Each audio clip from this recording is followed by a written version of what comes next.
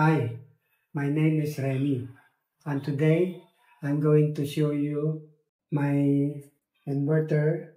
So this is my setup. This is the main display for the inverter, and these are my breaker. So this meter indicates the consumption that I pull from the grid. So if you can see that I am only using 40 watts from the grid. But my inverter is supplying at around 460 watts, supplying for the lights, for the appliances. And this is my battery. So these are the appliance that is powered by this inverter.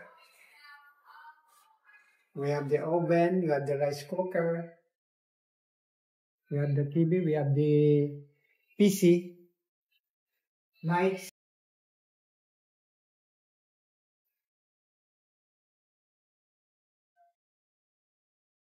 We have 1.5 HP air conditioner and another PC. I'm going to show you my solar panels.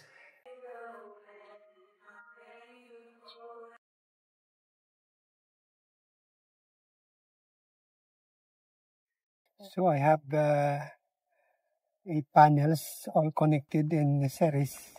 Each panel is 500 watts.